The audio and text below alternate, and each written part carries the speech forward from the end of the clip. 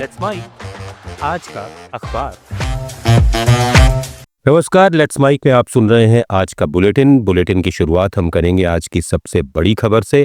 फिर जानेंगे दुनिया से देश और आपके अपने राज्यों तक की बड़ी अपडेट्स। तो सबसे पहले बढ़ते हैं इंटरनेशनल अपडेट्स की ओर, क्योंकि दुनिया में क्या हलचल है ये जानना भी बहुत जरूरी है। यूक्रेन के भयानक ड्रोन हमले के बाद रूस की जवाबी कार्रवाई लगातार जारी है। रूस ने शनिवार को यूक्रेन के पूर्वी शहर खार्किव पर एक भीषण ड्रोन और मिसाइल हमला किया, जिसमें कम से कम 3 लोगों की मौत हो गई और 21 घायल हो गए। यूक्रेनी स्थानीय अधिकारियों ने इसकी पुष्टि की है। यह हमला रूस की ओर से यूक्रेन पर हो रहे लगातार और व्यापक हमलों की कड़ी में एक और खतरनाक कदम है। खार्किव के मेयर इगोर टेरेखोव ने बताया कि हमले में 18 बहुमंजिला इमारतें और 13 निजी मकान क्षतिग्रस्त हुए हैं।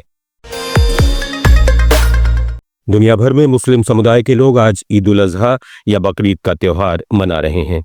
ईद उल अजहा इस्लामिक कैलेंडर के आखिरी महीने जिलहिज की 10वीं तारीख को मनाया जाता है। बकरीद मुसलमानों के एक पैगंबर और हजरत मोहम्मद के पूर्वज हजरत इब्राहिम की कुर्बानी को याद करने के लिए मनाई जाती है। देश भर में जम्मू कश्मीर से लेकर केरल तक लोगों ने मस्जिदों में नमाज अदा की। उत्तर प्रदेश में नमाज को लेकर प्रशासन और पुलिस अलर्ट मोड में है। पुलिस मस्जिद और ईदगाह के पास ड्रोन से निगरानी कर रही है। पीएम मोदी ने ईद के मौके पर लोगों को बधाई दी। उन्होंने लिखा, ईद उल अजहा की ढेरों शुभकामनाएं। ये पावन अवसर हमारे समाज में सौहार्द और शांति के बंधन को और मजबूत करे। सभी को अच्छे स्वास्थ्य और समृद्धि की शुभकामनाएं। कनाडा ने भारत के प्रधानमंत्री नरेंद्र मोदी को G7 देशों की समिट में शामिल होने के लिए न्योता भेजा है। कनाडा के प्रधानमंत्री मार्क कार्नी ने पीएम मोदी को फोन कर समिट के लिए बुलाया है। मोदी ने एक्स पर पोस्ट कर इसकी जानकारी दी है। मोदी ने आमंत्रण के लिए कार्नी का आभार जताया और कनाडा के चुनाव में जीत हासिल करने पर बधाई भी दी। साथ ही कहा कि उन्हें समिट में कार्नी से मुलाकात का बेसब्री से इंतजार है। ये समिट कनाडा के अल्बर्टा प्रांत के कनानास्किस में 15 से 17 जून तक होगा।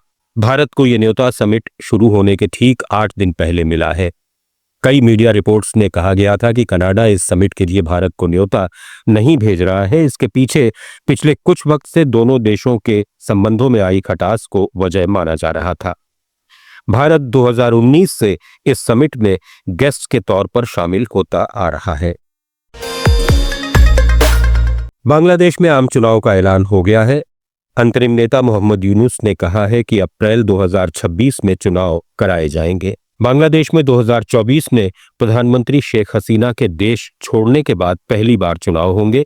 शांति के लिए नोबेल पदक से सम्मानित यूनुस ने कहा कि मैं देशवासियों के लिए चुनाव की तारीखों का ऐलान करना चाहता हूं। देश में अप्रैल के पहले पखवाड़े में चुनाव होंगे। बीते साल अगस्त में बांग्लादेश में बड़ा राजनीतिक फेरबदल हुआ था, जब आम जनता ने प्रधानमंत्री आवास पर कब्जा कर लिया और पीएम शेख हसीना को भागकर भारत में शरण लेनी पड़ी। इसके बाद मोहम्मद यूनुस को देश की कमान सौंपी गई थी। अगस्त में शेख हसीना के तख्तापलट के बाद मोहम्मद यूनुस को अंतरिम सरकार का चीफ एडवाइजर बनाया गया था। नेपाल के पूर्व प्रधानमंत्री माधव कुमार नेपाल भ्रष्टाचार के मामले में फंस गए हैं। उनके ऊपर बाबा रामदेव की कंपनी पतंजलि योगपीठ के लिए लैंड डील के मामले में घोटाले का आरोप लगाया गया है। पूर्व नेपाली प्रधानमंत्री पर 2009 से 2011 के बीच पतंजलि योगपीठ नेपाली कंपनी को कानूनी रूप से अनुमत जमीन से अधिक भूमि खरीदने देने का आरोप है और उनसे 18.5 करोड़ नेपाली रुपए हर्जाने की मांग की गई है। माधव कुमार नेपाल और पतंजलि योगपीठ दोनों ने आरोपों से इनकार किया है।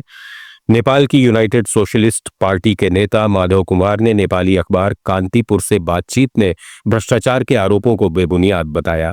उन्होंने कहा, मैंने पतंजलि भूमि सौदे के संबंध में कुछ भी अवैध नहीं किया है और न किसी भ्रष्टाचार में लिप्त रहा हूं जिससे राज्य को कोई नुकसान हुआ हो। और अब आइए लौटते हैं देश की खबरों पर। देश की सरजमी पर क्या है सुर्खियों में बताते हैं आपको। भारतीय नौसेना में 18 जून को एक नया युद्धपोत शामिल हो जाएगा। इसका नाम INS अर्नाला है। ये एक छोटा युद्धपोत है जिसे एंटी सबमरीन वॉरफेयर और कम तीव्रता वाले समुद्री अभियानों के लिए बनाया गया है। इसे garden reach ship builders and engineers ने एल&टी शिप बिल्डर्स के साथ मिलकर बनाया है। इस युद्धपोत को विशाखापत्तनम में chief of defence staff general Anil Chauhan commission करेंगे। ये 16 स्वदेशी छोटे युद्धपोतों में से पहला है जिन्हें भारतीय शिपयार्ड में 12,622 करोड़ रुपए की लागत से बनाया जा रहा है। ये युद्धपोत भारत की समुद्री शक्ति को बढ़ाएगा और समंदर में देश को आत्मनिर्भर बनाने में मदद करेगा। कांग्रेस नेता राहुल गांधी ने नवंबर 2024 में हुए महाराष्ट्र विधानसभा चुनाव को लेकर भाजपा पर सीधा आरोप लगाया है। उन्होंने कहा कि इस चुनाव में मैच फिक्सिंग की गई थी, जिसमें पहले से भाजपा की जीत तय करने की पूरी कोशिश की गई। राहुल गांधी ने शनिवार को अखबार द इंडियन एक्सप्रेस में लिखे एक लेख में कहा, भाजपा और उसके सहयोगियों ने चुनाव जीतने के लिए 5 स्टेप की प्लानिंग की थी। अब महाराष्ट्र की तरह की मैच फिक्सिंग अगली बार बिहार में होगी, फिर किसी भी राज्य में जहां भाजपा हारती दिख रही हो। भाजपा ने राहुल गांधी के आरोपों को शर्मनाक बताया है। पार्टी प्रवक्ता तुहिन सिन्हा ने कहा कि राहुल फिर से देश की संस्थाओं को बदनाम करने की कोशिश कर रहे हैं। चुनाव आयोग ने इन मुद्दों पर पहले भी साफ साफ जवाब दिया है। कश्मीर को देश के बाकी हिस्से से जोड़ने वाली पहली ट्रेन शनिवार सुबह कटरा स्टेशन से रवाना हुई। कटरा श्रीनगर वंदे भारत एक्सप्रेस 3 घंटे के सफर के बाद श्रीनगर स्टेशन पहुंची। प्रधानमंत्री नरेंद्र मोदी ने शुक्रवार को इसका उद्घाटन किया था। पीएम ने दुनिया के सबसे ऊंचे रेलवे आर्च ब्रिज चिनाब पुल और देश के पहले केबल स्टे अंजी ब्रिज का भी इनॉग्रेशन किया था। कटरा श्रीनगर वंदे भारत एक्सप्रेस के टिकट IRCTC की वेबसाइट से बुक किए जा सकते हैं। इसके साथ ही इंडियन रेलवेज ने जम्मू कश्मीर वासियों को श्रीनगर तक वंदे भारत का तोहफा देने के बाद एक और सरप्राइज दिया है। रेलवे ने बड़ा फैसला लेते हुए जम्मू तवी की हैसियत बढ़ा दी है। अब जम्मू तवी भारतीय रेल के नए डिवीजन जम्मू रेलवे डिवीजन का हेडक्वार्टर होगा। केंद्रीय अल्पसंख्यक कार्य मंत्री किरण रिजिजू ने उम्मीद पोर्टल लॉन्च किया। ये पोर्टल देश भर की वक्फ संपत्तियों के पंजीकरण की प्रक्रिया पारदर्शी और डिजिटल बनाने के उद्देश्य से शुरू किया गया है। डिजिटल इंडिया पहल के तहत शुरू इस पोर्टल के माध्यम से अब सभी वक्फ बोर्डों की संपत्तियों का निर्धारित समय सीमा के भीतर रजिस्ट्रेशन किया जाएगा। ये कदम वक्फ संपत्तियों के प्रबंधन और प्रशासन को सशक्त, प्रभावी और पारदर्शी बनाने की दिशा में एक अहम कदम माना जा रहा है। बिहार के पूर्व डिप्टी सीएम तेजस्वी यादव एक बड़े हादसे का शिकार होते बाल बाल बच गए। तेजस्वी यादव मधेपुरा से वापस लौट रहे थे। इस दौरान उनके काफिले की गाड़ी में एक ट्रक ने टक्कर मार दी। ट्रक से हुई टक्कर में तेजस्वी यादव के काफिले में चल रहे 3 सुरक्षाकर्मी जख्मी हुए हैं। तेजस्वी यादव पूरी तरह सुरक्षित हैं। वैशाली जिले के गोरौल में NH-22 पर यह घटना शुक्रवार की रात करीब 1:35 पर हुई। काफिले में शामिल जो सुरक्षाकर्मी जख्मी हुए उन्हें इलाज के लिए हाजीपुर के सदर अस्पताल पहुंचाया गया। रात 2 बजे के करीब तेजस्वी यादव भी अस्पताल पहुंचे। इससे पहले उन्होंने महुआ विधायक डॉक्टर मुकेश रोशन को अस्पताल भेजा। तेजस्वी यादव ने मीडिया से बातचीत में बताया कि मधेपुरा में कार्यक्रम करके सभी वापस लौट रहे थे। इस दौरान चाय पीने के लिए सभी रुके थे, तभी एक तेज रफ्तार ट्रक से यह हादसा हुआ। पश्चिम बंगाल पुलिस ने मुर्शिदाबाद के जाफराबाद में अप्रैल में हुई हिंसा में पिता बेटे के डबल मर्डर मामले में शुक्रवार को 13 लोगों के खिलाफ चार्जशीट दाखिल की। राज्य में 11-12 अप्रैल को नए वक्फ बोर्ड कानून के खिलाफ विरोध प्रदर्शन के दौरान भीड़ उग्र हो गई थी। इसके बाद हिंसा भड़क गई थी। इसमें कम से कम 3 लोगों की मौत हुई थी और कई लोग घायल हुए थे। इस हिंसा को लेकर कलकत्ता हाईकोर्ट की तरफ से जांच समिति गठित की गई थी। पिछले महीने समिति ने गंभीर खुलासे किए थे। कर्नाटक स्टेट क्रिकेट एसोसिएशन के सचिव ए शंकर और कोषाध्यक्ष ES जयराम ने अपने पद से इस्तीफा दे दिया है। उन्होंने रॉयल चैलेंजर्स बेंगलुरु के विक्ट्री परेड के दौरान मची भगदड़ की नैतिक जिम्मेदारी ली है। बेंगलुरु के चिन्नास्वामी स्टेडियम के बाहर 4 जून को भगदड़ हुई थी। इस हादसे में 11 लोगों की मौत हो गई थी। एक संयुक्त बयान में शंकर और जयराम ने कहा कि उन्होंने केएससीए अध्यक्ष को अपना इस्तीफा सौंप दिया है। बयान में कहा गया कि पिछले 2 दिनों में हुई अप्रत्याशित और दुर्भाग्यपूर्ण घटनाओं की वजह से हम ये बताना चाहते हैं कि हमने केएससीए के सचिव और कोषाध्यक्ष के रूप में अपने अपने पदों से इस्तीफा दे दिया है। हालांकि हमारी भूमिका बहुत सीमित थी। राजस्थान में गुर्जर आंदोलन की फिर से आहट हो रही है। सरकारी नौकरियों में 5% आरक्षण के पूरे लाभ सहित कई मांगों को लेकर 8 जून को भरतपुर के पीलूपुरा में महापंचायत का ऐलान किया गया है। गृह राज्य मंत्री जवाहर सिंह बेढम ने कहा कि मैं संघर्ष समिति और समाज के लोगों से बात करूंगा। ये बात टेबल पर होनी चाहिए। अगर कोई खामियां थीं तो उन्हें सरकार को बताना चाहिए था। वहीं आज गुर्जर आरक्षण संघर्ष समिति के अध्यक्ष विजय बैसला ने कहा कि 17 साल के संघर्ष में उन्हें 2 ही चीजें मिली हैं, बाकी सभी मांगें अधूरी है। महापंचायत को लेकर समाज एकजुट है। दिल्ली की मुख्यमंत्री रेखा गुप्ता को जान से मारने की धमकी देने वाला शख्स गिरफ्तार कर लिया गया है। उसने गुरुवार रात गाजियाबाद पुलिस को कॉल कर रेखा गुप्ता को जान से मारने की बात कही थी। इसके बाद गाजियाबाद पुलिस ने तुरंत दिल्ली पुलिस को इस बात की सूचना दी और तुरंत टीमें आरोपी की तलाश में जुट गई। इस बीच दिल्ली पुलिस उत्तर पश्चिम जिले की स्पेशल स्टाफ की टीम ने गाजियाबाद से आरोपी को गिरफ्तार कर लिया। आरोपी की पहचान श्लोक तिवारी के तौर पर हुई है। बताया जा रहा है कि उसने शराब के नशे में फोन किया था। छत्तीसगढ़ में नक्सल विरोधी अभियान लगातार जारी है। नक्सली या तो आत्मसमर्पण कर रहे हैं या फिर सुरक्षा बलों के हाथों एनकाउंटर में ढेर हो रहे हैं। इसी बीच बीजापुर जिले में आज यानी शनिवार को जवानों ने 2 नक्सलियों को ढेर कर दिया है। इनके पास से ऑटोमेटिक हथियार बरामद किए गए। फिलहाल नेशनल पार्क इलाके में मुठभेड़ जारी है। बता दें कि नेशनल पार्क एरिया में 2 दिन के अंदर 2 बड़े नक्सली मारे गए हैं। गुरुवार को जहां फोर्स ने सेंट्रल कमेटी मेंबर और 1 करोड़ के इनामी सुधाकर को ढेर किया, तो वहीं शुक्रवार दोपहर को तेलंगाना स्टेट कमेटी का मेंबर और 25 लाख का इनामी भास्कर मारा गया। नेशनल पार्क एरिया में नक्सलियों के कुछ टॉप लीडर्स से लेकर निचले स्तर के कैडर्स फोर्स के कई लोग निशाने पर आ चुके हैं। सूत्र बता रहे हैं कि नेशनल पार्क एरिया में इस वक्त तेलुगु कैडर के कुछ नक्सली फंसे हुए हैं, जिनमें से 2 को फोर्स ने 2 दिनों के भीतर ढेर कर दिया है। फरीदाबाद में दिल्ली आगरा नेशनल हाईवे पर जेसीबी चौराहे के पास शनिवार तड़के करीब 3 बजे 2 कारों के बीच हुई जबरदस्त भिड़ंत में 3 लोगों की दर्दनाक मौत हो गई। साथ ही कारों में सवार 2 लोग भी घायल हो गए, जिन्हें इलाज के लिए अस्पताल में भर्ती कराया गया है। यह हादसा जेसीबी कट के पास हुआ। घटना की सूचना मिलते ही मौके पर पहुंची फरीदाबाद पुलिस ने शवों को कब्जे में लेकर पोस्टमार्टम के लिए भेज दिया। जानकारी के अनुसार हादसे में मरने वाले तीनों व्यक्ति जेसीबी कंपनी के कर्मचारी थे। सभी नाइट ड्यूटी खत्म कर एक कार में सवार होकर पलवल जाने के लिए हाईवे पर बने कट से सड़क पार कर रहे थे। इसी दौरान पलवल की ओर से आ रही तेज रफ्तार दूसरी कार ने उसमें टक्कर मार दी। टक्कर इतनी जबरदस्त थी कि कार के बोनट में आग लग गई। साथ ही दोनों कारों में सवार 5 लोग घायल हो गए। लेट्स माइक आज का अखबार।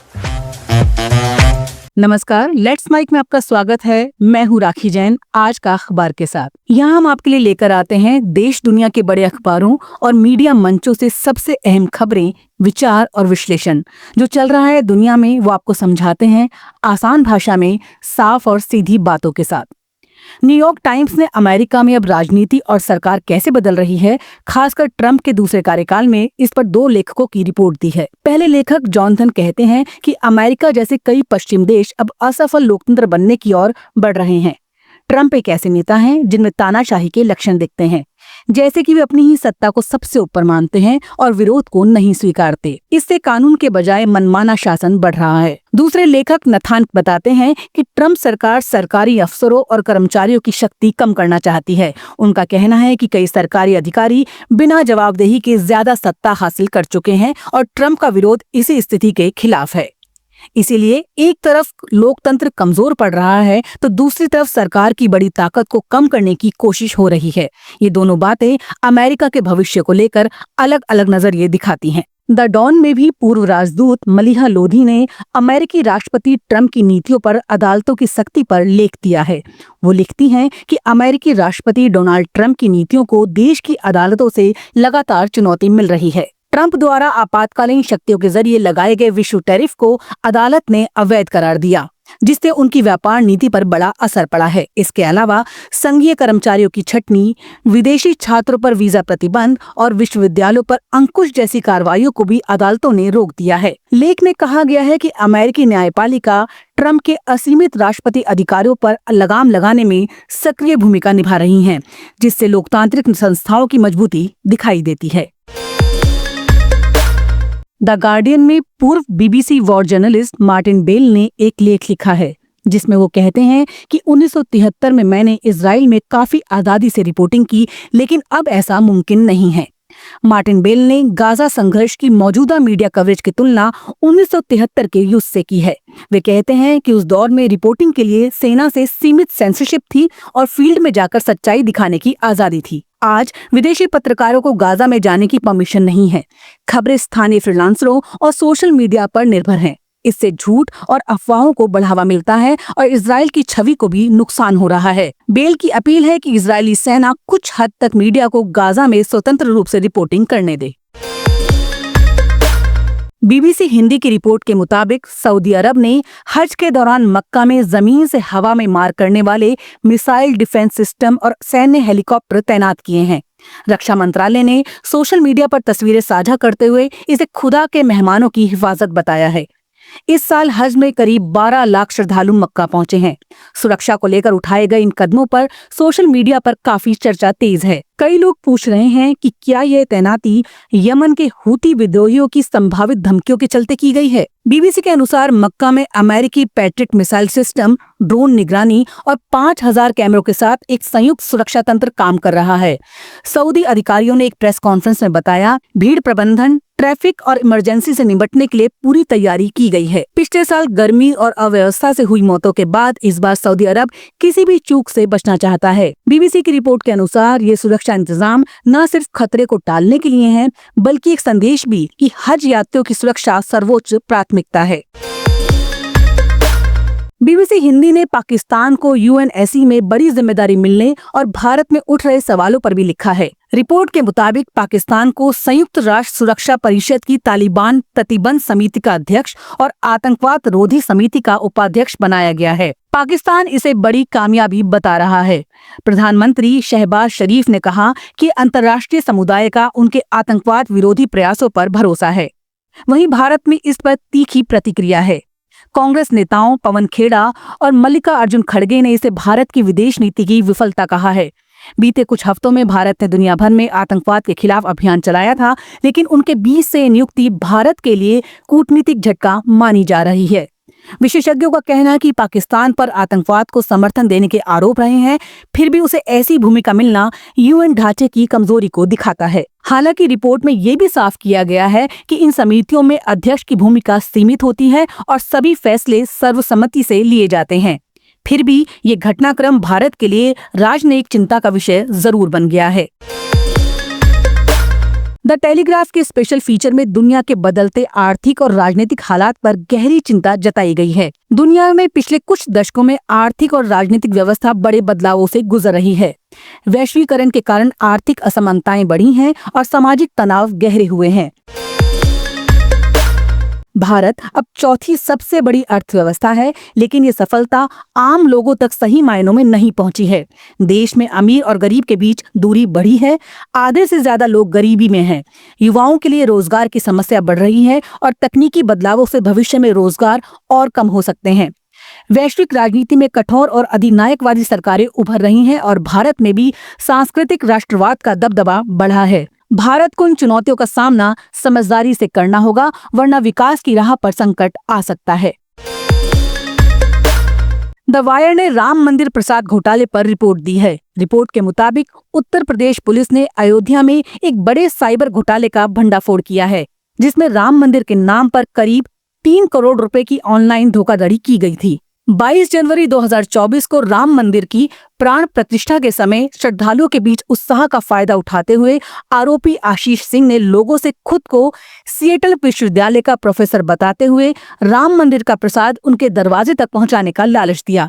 इसके लिए आरोपी ने फर्जी वेबसाइट और ऑनलाइन पेमेंट गेटवे भी तैयार किया। वेबसाइट के जरिए करीब 6 लाख से ज्यादा ऑर्डर आए और कुल 10 करोड़ रुपए का लेन देन हुआ, जिसमें से 3 करोड़ रुपए सिर्फ प्रसाद के नाम पर लिए गए। जब राम मंदिर ट्रस्ट को शक हुआ तो मामले की जांच अयोध्या साइबर सेल को सौंपी गई। आशीष सिंह को 13 जनवरी को अयोध्या में गिरफ्तार कर लिया गया। उसके पास से लैपटॉप, 2 आईफोन, नकदी, अमेरिकी और भारतीय पहचान पत्र जब्त किए गए। पुलिस ने अब तक 3,72,000 पीड़ितों को 2 करोड़ 15 लाख रुपए लौटा दिए हैं। बाकी राशि की रिकवरी जारी है। गौरतलब है कि इस पूरे मामले को देखते हुए अयोध्या पुलिस ने नागरिकों को सावधानी बरतने का आग्रह किया है, खासकर धार्मिक सेवाओं से संबंधित ऑनलाइन भुगतान करते समय। पुलिस के अनुसार पैसे का भुगतान करने से पहले ऐसी किसी भी योजना की प्रमाणिकता की पुष्टि करें। एसएसपी ग्रोवर ने कहा, ये मामला एक सबक है, आस्था कभी भी सावधानी की कीमत पर नहीं आनी चाहिए। द वायर का खास फीचर प्रतियोगी परीक्षाएं बनाती हैं रट्टू तोते बहुत सवाल उठाने वाला है। आलोचक मृत्युंजय का मानना है कि आज की प्रतियोगी परीक्षाएं विद्यार्थियों की समझ या सोचने की ताकत को परख नहीं पाती। ये परीक्षाएं सिर्फ याद करने वालों पर ज्यादा निर्भर होती हैं, इसलिए बच्चे केवल फैक्ट्स और नंबर्स रटते हैं, जबकि असली जरूरत होती है सोचने, समझने और नए आइडिया बनाने की। खासकर जो लोग शिक्षक बनना चाहते हैं, उनके लिए जो नेट की परीक्षा होती है, उसमें भी बहुविकल्पी सवाल आते हैं जिनसे असली पढ़ाई की योग्यता नहीं पता चलती। ये सवाल बच्चों को कोचिंग और अभ्यास पर ज्यादा निर्भर करते हैं, जिससे असली ज्ञान पर असर पड़ता है। इस लेख में कहा गया है कि कंप्यूटर पर ये बहुविकल्पी सवाल आसान और सस्ते हो सकते हैं, लेकिन इससे शिक्षा के असली मकसद समझना, आलोचना करना और नया बनाना पूरा नहीं होता। अगर हम चाहते हैं कि शिक्षा सिर्फ नौकरी पाने का रास्ता ना बने, बल्कि सोचने समझने का जरिया बने, तो हमें परीक्षा प्रणाली को बदलना होगा। द वायर का ये फीचर इस बात पर जोर देता है कि हमें परीक्षा और शिक्षा के पैटर्न को बदलना होगा। सिर्फ रटने वाली चीज नहीं, बल्कि समझदारी और सोच का अभ्यास बनाना चाहिए। द प्रिंट ने एक रिपोर्ट दी है जिसमें इलाहाबाद हाई कोर्ट के वर्तमान हालात पर चिंता जताई गई है। रिपोर्ट के मुताबिक कोर्ट के कई फैसले विवादित और असंवेदनशील हैं, खासकर महिला मामलों में। एक उदाहरण में 18 साल की लड़की के साथ यौन हमले को इलाहाबाद हाई कोर्ट ने बलात्कार नहीं माना, जिस पर सुप्रीम कोर्ट ने कड़ी आपत्ति जताई। रिपोर्ट में बताया गया है कि कोर्ट में भारी संख्या में मामले लंबित हैं और जजों की संख्या कम होने के कारण हर जज पर बहुत दबाव है। इससे फैसले जल्दी और सही तरीके से नहीं हो पा रहे। कोर्ट में भाई भतीजावाद, जातिवाद और राजनीतिक हस्तक्षेप की शिकायतें भी सामने आई हैं, जो न्यायिक प्रक्रिया को प्रभावित कर रही हैं। इसके अलावा कई फैसलों में महिलाओं और कमजोर वर्गों के प्रति असंवेदनशीलता देखी गई है, जिससे महिला अधिकार संगठन और वकील नाराज हैं। रिपोर्ट में सुझाव दिया गया है कि न्यायपालिका में लैंगिक संवेदनशीलता बढ़ाने और जजों की नियुक्ति प्रक्रिया को पारदर्शी बनाने की जरूरत है, ताकि कोर्ट अपनी प्रतिष्ठा और विश्वसनीयता वापस पा सके। कुल मिलाकर ये रिपोर्ट इलाहाबाद हाई कोर्ट की वर्तमान चुनौतियों और सुधार की आवश्यकता को उजागर करती है। जनसत्ता ने हरिद्वार की घटना पर चिंता जताते हुए लिखा है, भरोसे पर घात। हरिद्वार में एक दिल दहला देने वाली घटना सामने आई है, जिसमें भाजपा से जुड़ी एक महिला नेता पर अपनी ही नाबालिग बेटी को अपने प्रेमी और उसके दोस्तों के हवाले करने का आरोप लगा है। आरोप है कि इन लोगों ने मिलकर बच्ची के साथ सामूहिक बलात्कार किया। ये मामला इतना भयावह है कि इस पर तुरंत यकीन करना मुश्किल लगता है, लेकिन पुलिस की जांच और कार्रवाई से मामला गंभीर साबित होता दिख रहा है। जनसत्ता ने इस पर अपने संपादकीय में लिखा है कि ये घटना सिर्फ एक अपराध नहीं, बल्कि माँ बेटी जैसे सबसे भरोसेमंद रिश्ते पर गहरा आघात है। ये सवाल भी खड़ा करती है कि जब महत्वाकांक्षा नैतिकता को कुचलने लगे तो इंसान किस हद तक गिर सकता है। भाजपा ने आरोपी महिला को पार्टी से निकाल दिया है, लेकिन जनसत्ता का कहना है कि अब राजनीति में ऐसे लोगों की घुसपैठ बढ़ रही है जो मर्यादा और नैतिकता की सीमाएं नहीं मानते। ये समाज और राजनीति दोनों के लिए खतरे की घंटी है। संपादकीय में ये भी कहा गया है कि इस तरह की घटनाएं न सिर्फ बेटियों की सुरक्षा पर सवाल खड़ा करती हैं, बल्कि बेटी बचाओ बेटी पढ़ाओ जैसे नारों की सच्चाई पर भी। छोटी बच्चियों के साथ यौन हिंसा उनके कोमल मन मस्तिष्क पर गहरा असर छोड़ती हैं, जिससे वे जीवन भर जूझती हैं। जनसंख्या का ये संपादकीय हमें सोचने पर मजबूर करता है कि क्या हम एक ऐसे समाज की ओर बढ़ रहे हैं जहां भरोसे, रिश्तों और नैतिकता की कोई जगह नहीं बची है। लेट्स माइक आज का अखबार में अभी इतना ही। नमस्कार। आज भारतीय टेनिस के गौरव महेश भूपति का जन्मदिन है। जब कोई भारतीय खिलाड़ी इंटरनेशनल टेनिस कोर्ट पर खड़ा होता है और दुनिया की निगाहें उसकी तरफ उठती हैं, तो उस लिस्ट में एक नाम सबसे ऊपर चमकता है, महेश भूपति। 7 जून 1974 को चेन्नई में जन्मे इस खिलाड़ी ने न सिर्फ टेनिस में भारत का नाम रोशन किया, बल्कि भारतीय टेनिस को एक नई पहचान भी दी। महेश भूपति का जन्म एक क्रिश्चियन परिवार में हुआ। महेश ने अपनी पढ़ाई यूनिवर्सिटी ऑफ मिसिसिपी यूएसए की, जहां उन्होंने कॉलेज टेनिस खेलते हुए खुद को एक बेहतरीन डबल्स खिलाड़ी के रूप में स्थापित किया। महेश भूपति ने सिर्फ 14 साल की उम्र में अंतर्राष्ट्रीय टेनिस करियर की शुरुआत की। उन्होंने अपनी मेहनत से टेनिस में कई खिताब अपने नाम किए। महेश भूपति और लिएंडर पेस एक ऐसी जोड़ी जिसने इतिहास रचा। 1999 में इस जोड़ी ने तीनों ग्रैंड स्लैम फाइनल्स खेले, ऑस्ट्रेलियन ओपन, फ्रेंच ओपन और विंबलडन। फ्रेंच ओपन उन्होंने जीत लिया और विंबलडन में उपविजेता रहे। इसी साल ये जोड़ी दुनिया की नंबर 1 डबल्स जोड़ी बन गई, एक ऐसी उपलब्धि जिस पर आज भी भारत गर्व करता है। लेकिन हर चमकते रिश्ते में कभी कभी साया भी तो पड़ता है। महेश और लिएंडर के बीच भी मतभेद हुए। व्यक्तित्व के टकराव ने इस जोड़ी को तोड़ दिया। लिएंडर पेस और महेश भूपति की जोड़ी टूटने के कारणों का आज भी साफ साफ मालूम नहीं चला है, मगर 2006 में दोहा एशियन गेम्स में युगल का खिताब जीतने के बाद इस जोड़ी ने अलग होने का ऐलान कर दिया था।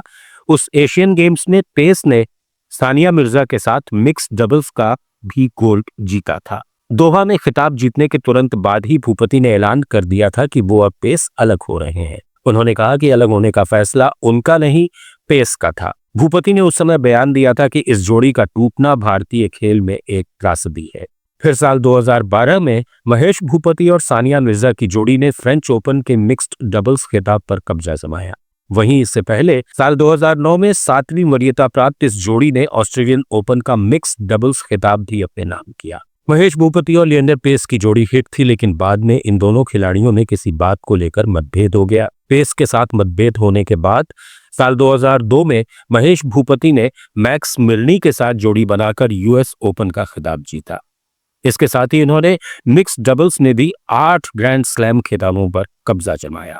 2014 में उन्होंने international premier tennis league IPTL की शुरुआत की, जहां दुनिया के टॉप खिलाड़ी भारत आए। फेडरर, नडाल, सेरेना, जोकोविच। ये दिखाता है कि महेश सिर्फ खिलाड़ी नहीं, एक विजनरी स्पोर्ट्स एंटरप्रेन्योर भी है। महेश को लोग शांत, गंभीर और प्रोफेशनल कहते हैं, लेकिन उनके दोस्तों के अनुसार वे बेहद हास्यप्रिय और संगीत प्रेमी हैं। एक इंटरव्यू में उन्होंने बताया था कि वो मैच के पहले बॉलीवुड गाने सुनना पसंद करते हैं। उनकी जिंदगी का एक अनछुआ पहलू है फिटनेस के लिए उनका जुनून। वो हर सुबह सूरज निकलने से पहले ट्रेनिंग करते थे। ये आदत उन्हें अपने पिताजी से मिली। महेश भूपति के शानदार खेल के अलावा उनकी प्रेम कहानी भी अक्सर लोगों की जुबान पर रहती है। टेनिस स्टार भूपति ने साल 2002 में मॉडल श्वेता जयशंकर से शादी की थी। 7 साल तक दोनों साथ भी रहे। फिर भूपति की जिंदगी में मिस यूनिवर्स रही लारा दत्ता आई। भूपति ने करण जौहर के शो में कहा था कि वे लारा से शायद पहली नजर में ही प्यार कर बैठे थे। महेश भूपति का करियर एक मिसाल है उस खिलाड़ी की जो सिर्फ ट्रॉफी नहीं, सोच भी जीतता है। उन्होंने भारत को दिखाया कि हम सिर्फ क्रिकेट ही नहीं, टेनिस में भी दुनिया के बराबर खड़े हो सकते हैं। उनकी मेहनत, खेल भावना और दूरदृष्टि ने देश के युवा खिलाड़ियों को रास्ता दिखाया। टेनिस की दुनिया में भारत की काबिलियत का लोहा पूरी दुनिया में मनवाने वाले महेश भूपति को कई सम्मान भी मिले हैं। उनके शानदार खेल के लिए 1996 में अर्जुन पुरस्कार दिया गया। इसके बाद 2001 में महेश भूपति को लिएंडर पेस के साथ ही पद्मश्री सम्मान से पुरस्कृत किया गया। 2014 में संन्यास लेने से पहले महेश भूपति ने 5 ओलंपिक, 3 एशियन गेम्स और 1 बार राष्ट्रमंडल खेलों में भारत का प्रतिनिधित्व किया था। महेश भूपति का खेल जीवन, रैकेट और बॉल से कहीं बड़ा है। वो उस खिलाड़ी का नाम है जो भारत के टेनिस कोर्ट से निकलकर दुनिया की सबसे बड़ी स्टेज तक पहुंचा। वो आज भी आने वाली पीढ़ियों के लिए प्रेरणा, प्रतीक और आदर्श है। एक असली चैंपियन महेश भूपति को जन्मदिन की हार्दिक शुभकामनाएं। आप सुन रहे थे लेट्स माइक की विशेष प्रस्तुति। इस पर आपकी राय का रहेगा इंतजार। लेट्स माइक के कमेंट बॉक्स में जरूर बताइएगा। आप सब लीक से हटकर बनाए गए हमारे कार्यक्रम पसंद करते हैं, इसके लिए आपका दिल से आभार। चैनल लाइक और सब्सक्राइब जरूर करिए और जुड़े रहिए लेट्स माइक के साथ।